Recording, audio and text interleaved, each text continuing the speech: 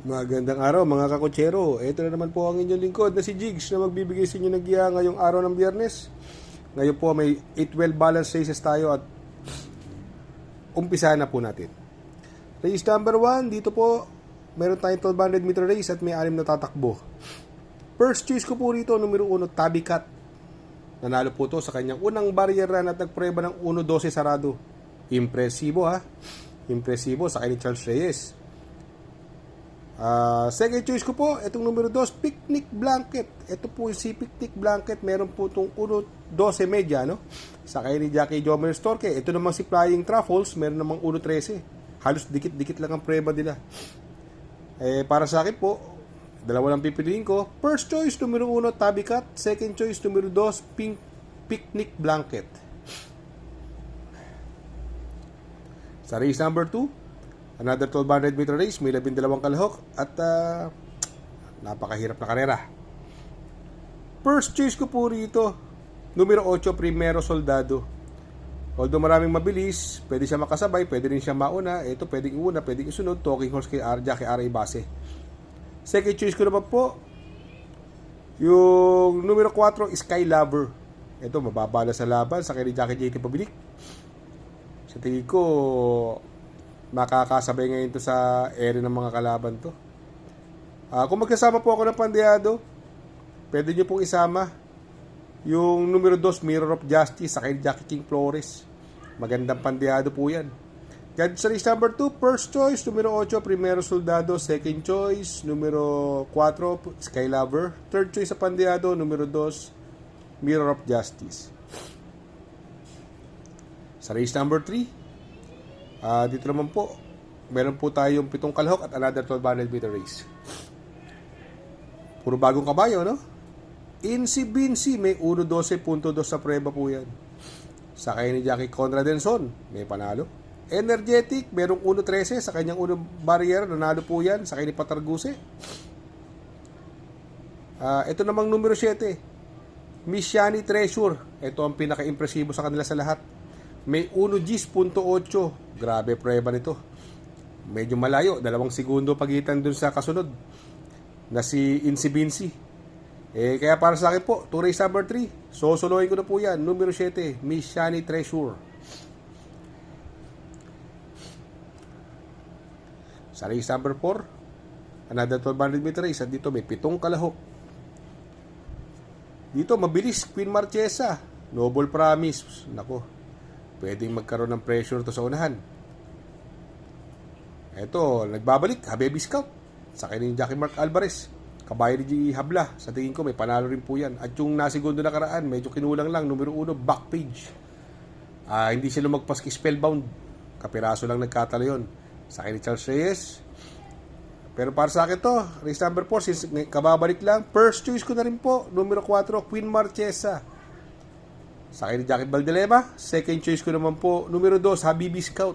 Sa akin ni Mark Alvarez. At third choice ko, pandeado, numero 1, Backpage.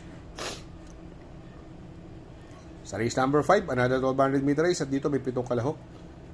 Ganda numero ni Aman Saman, hindi mahuhuli nung lumaban siya kay B-Kind. Hindi lang maganda labas dito. Ngayon, nasa labas. Nasa labas. Huling papasok. Last to enter. Numero 7, Amans Aman. Sa akin ni Jackie J. Lazaro. Naku, magaling tumauna. Pag nauna to ng 2 kwartos, tingin ko mahirapan sila rito. Although may pwede magbigay ng pressure, andiyan si Megan Maxine at si Grand Laughter, no?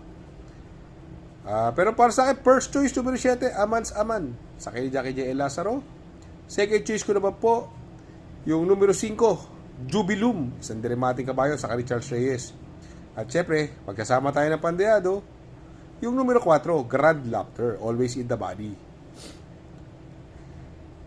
Sa race number 6, may 7 na kalahok at another 1200 meters. Kaluking galing sa panalo, pinarimate kila Siling Labuyo, no? Although ngayon, tingin ko mukhang Siling Labuyo ang mauna rito. Andyan yung captive moment, pero kaya ni Siling Labuyo area niyan, tingin ko. Sa akin ni Jackie R.C. Simasyo, maganda na tinakbo. Diamondback, nagbabalik. Ito, medyo may husay din to. May 1.13 rin to sa 1400, sa 1200 meters. Diyan Alvin Gusi na sakay. Although tingin ko pwedeng malyamado si Kang Kaluking, pero ako, lihis muna ako. first choice ko po, numero 8, Diamond Back. Second choice ko naman po, numero 5, Siling Labuyo. Sa race number 7, sa penultimate race, another 1200 meters at dito may siyam na kalahok. Para sa akin, sobrang impresibo ng kanyang unang maiden run. Numero 4, Valentine Party. Nagpreba ng 1 Gs. Sarado, sakay ni Uno Hernandez. Nako, napaka-impresibo para sa akin ang tinakbo nito. Although andyan yung Glorify na pwede mag-pressure at Winter on Fire, no? Pero siyang first choice ko dito, Valentine Party. Pero syempre, magpo-protection po tayo. Since baka magkaroon ng lutyahan, isasama ko na rin po yung numero 3, si Amazing. Sakay ni Jackie John Paul Guse. Baka ito may mate, kahit maiksi ang distansya. Kaya first choice, numero 4, Valentine Party. Second choice, numero 3, Amazing. Sa race number 8, sa last and final race, another 1200 meter distance at dito may siyam na kalahok. First choice ko po dito, yung buwawa ng grupo, isang Dilematic Kabayo, also maiksi ang karera. Numero 6, Feel the Burn. Sakay ni Jackie Jordan Guerra, padihado sa hinete, no? Pero mababa sa laban, baka madaan sa baba ng laban, kaya siya po napupusuan ko rito. Second choice ko naman po, yung numero 1, Pine Nobu. Sakay ni Jackie Bumbong Villegas. At kung magkasama po ako ng pandehado, numero 5, Heartfelt. Sakay ni Jackie J. Lazaro. Magandang pandehado po yan since paratingan. Kaya sa race number 8, first choice, numero 6, Feel the Burn. Second choice, numero 1, Pine Nobu. Third choice sa pandehado, numero 5, Heartfelt. Shout out nga pala kay Sir Pax ng Barkadahan OTV. Located po siya sa 1139 New Antipolo Street, Corner Vargas. Malapit lang po sa Abad Santos, yung bagong ginawang tulay. Very convenient and attentive po ang mga tao. Pwede po kayong mag-EB at party while betting on racing.